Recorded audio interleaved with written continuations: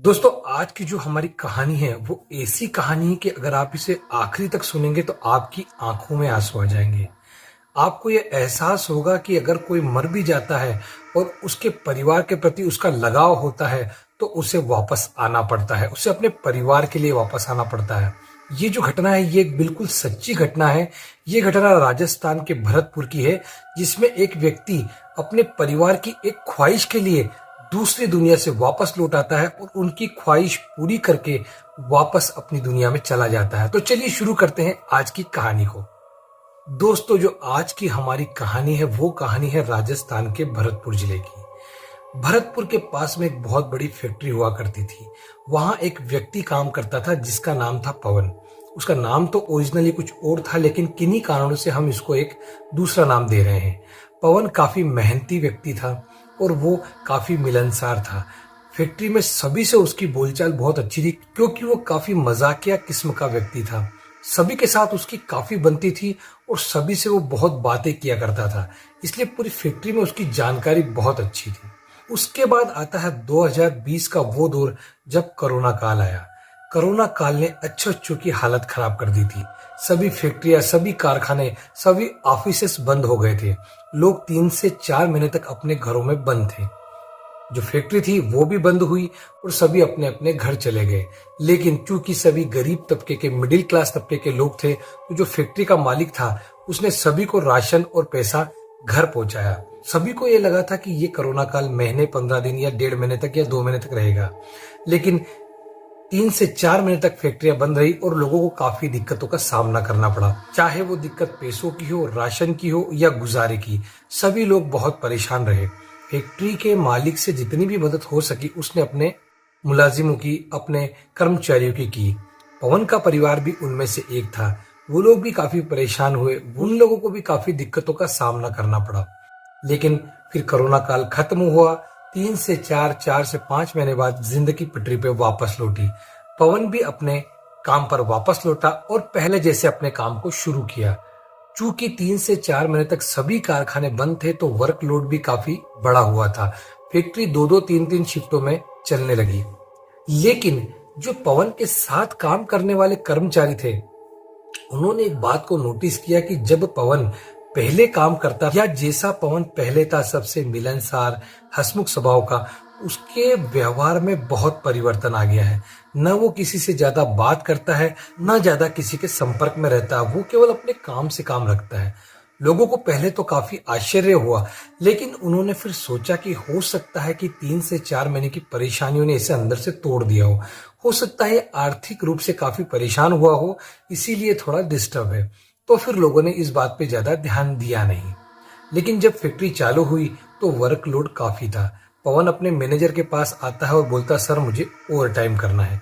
Manager ने भी बोल दिया कि जैसी तुम्हारी इच्छा, अगर तुम ओवर टाइम करना चाहो तो 2 शिफ्ट में कर सकते हो। लेकिन उसने 2 शिफ्ट से ज्यादा 3 शिफ्ट को प्रेफर किया। बोला मैं 3 शिफ्ट में काम करूंगा। तो मैनेजर ने कहा कि तुम थक जाओगे। तब पवन बोला, साहब अब हमें कहाँ थकान होती है। मैनेजर ने पवन की बात सुनी। उसे अटपटा तो लगा, लेकिन फिर उसने ध्यान नहीं दिया कि हो सकता है ये काफी परेशान हो पैसों को लेकर, इसलिए 3 शिफ्ट में काम कर रहा है। पवन ने नाइट शिफ्ट भी चालू कर दी। वो 2 से 3 शिफ्टों में काम करता था और लगातार काम किया करता था। इस दौरान वो न किसी से ज्यादा बात करता था, न ज्यादा किसी के संपर्क में रहता था, केवल अपने काम से काम रखता था। एक दिन की बात है, जब पवन अपनी सीट पर बैठकर काम कर रहा था तो जो नाइट का गार्ड है वो चक्कर काटते हुए उसके पास पहुंचा। गार्ड क्या देखता है कि पवन अपनी सीट पर है ही नहीं, बल्कि पवन की जगह एक ऐसा व्यक्ति बैठा हुआ है जो कद काठी में पवन से 2 गुना ज्यादा बड़ा है।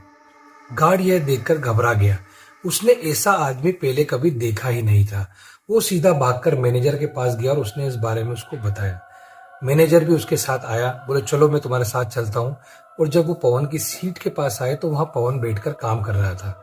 मैनेजर ने गार्ड को डांट के वहां से भगा दिया। बोले तुम बिना बात की कोई अफवाह मत फैलाया करो, सबको अपना काम करने दो। काम करते करते 15 दिन हुए, 20 दिन हुए और महीना भर हो गया। उस फैक्ट्री में जो सैलरी थी वो 6 से 7 तारीख को मिला करती थी। 6 तारीख हुई और 7 तारीख को सुबह तक पवन का महीना पूरा हो जाना चाहिए था। लेकिन जब 6 तारीख हुई तो 7 तारीख की सुबह से पवन अपनी फैक्ट्री में आया ही नहीं। उसकी सैलरी जो थी वो लगभग 30,000 के आसपास थी और ओवर टाइम मिला के उसका जो सैलरी का पैकेज बन रहा था, उसका जो अमाउंट बन रहा था वो लगभग 50,000 के आसपास बन रहा था। 7 तारीख की 8 हुई, 9 हुई, 10 हुई और 12 तारीख हो गई। लगभग एक हफ्ता हो गया, पवन फैक्ट्री आया ही नहीं। तब जो मैनेजर था उसने ये बात अपने मालिक को बताई कि जो पवन नाम का उनका कर्मचारी है उसने 1 महीने तक लगातार ओवर टाइम किया है और उसका जो सैलरी अमाउंट है वो भी 50,000 के आसपास हो रहा है। उसे देखकर लग रहा था वो पैसों के लिए काफी परेशान है, इसलिए उसने लगातार 24 घंटे काम किया। तो अब हमें क्या करना चाहिए? मालिक ने बोला कि तुम ऐसा करो, उसका एड्रेस रजिस्टर से निकालो और ये पैसा उसके घर पहुंचा दो।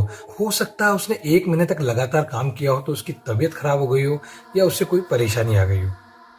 मैनेजर उसका एड्रेस देखता है और एक कर्मचारी को अपने साथ लेता है और सीधा उसके घर पहुंच जाता है और देखता है वहां एक औरत है जो घर के बाहर काम कर रही है और 2 बच्चे अंदर खेल रहे हैं।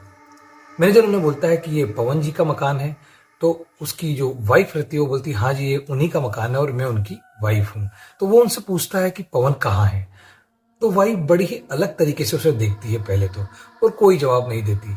फिर वो पूछता है कि पवन कहाँ है, हमें उनसे काम है। तो वो बोलती वो तो चल बसे।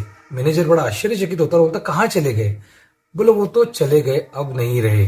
बोले कहाँ चले गए, कहाँ नहीं रहे? तब उनकी वाइफ उसे बताती कि उनका तो जो स्वर्गवास है, उनकी जो मृत्यु है वो तो 3 महीने पहले ही हो चुकी है।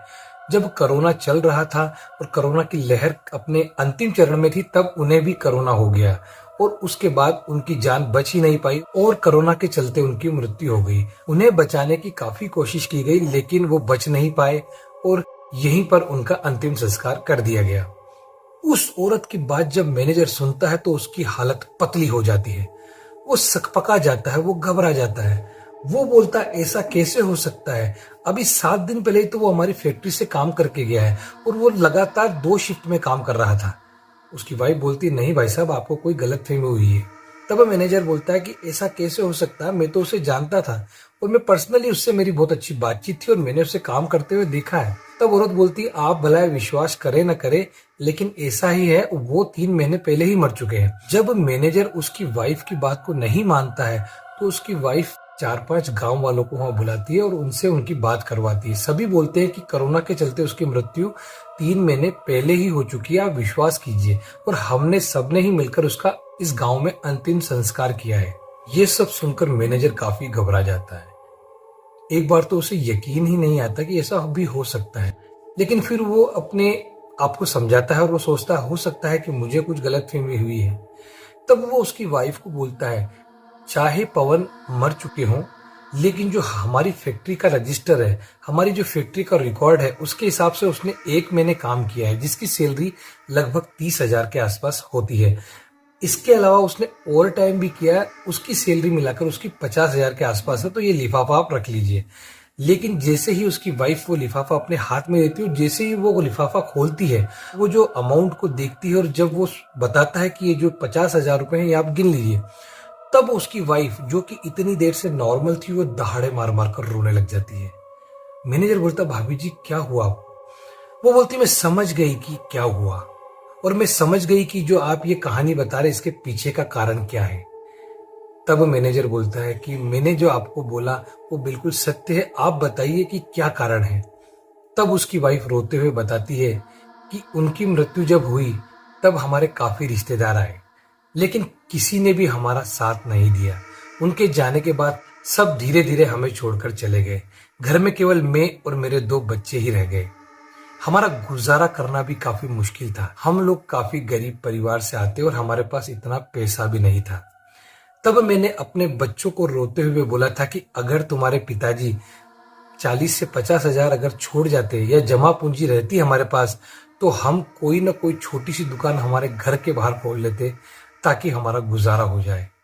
तो हो सकता है कि उनकी आत्मा यहीं हो और उसने ये सुन लिया हो और उन्हीं ने हमारी मदद के लिए फैक्ट्री में 1 महीने काम किया और ओवर टाइम भी किया और ये पैसा हमारे लिए छोड़ गए ताकि हम हमारा आगे का जीवन अच्छी तरह गुजार सके। उस औरत की बात सुनकर मैनेजर की आंखों में आंसू आ गए और वहां से रोता हुआ वो सीधा फैक्ट्री चला गया और उसने ये पूरी बात अपने मालिक को बताई।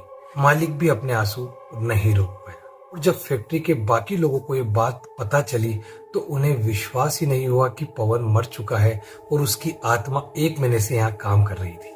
दोस्तों, जिसे अपने परिवार से प्यार होता है वो दूसरी दुनिया में भी जाने के बाद उनसे जुड़ा हुआ रहता है। इसीलिए हम अपने पितरों को नमन करते हैं, हम अपने पूर्वजों को नमन करते हैं और वो किसी न किसी रूप में हमारी मदद जरूर करते हैं। ये घटना जो मैं आपको बता रहा हूँ ये बिल्कुल सच्ची घटना है भरतपुर की। अगर आपको ये कहानी अच्छी लगी हो तो प्लीज इस वीडियो को लाइक कीजिएगा और अपने दोस्तों के साथ शेयर भी कीजिएगा। और आपसे निवेदन है कि प्लीज मेरे इस चैनल को सब्सक्राइब जरूर कीजिएगा ताकि मैं आपके लिए ऐसी ही कहानियां लाता रहूं। तो मिलते हैं अगली नई कहानी के साथ, तब तक के लिए नमस्कार।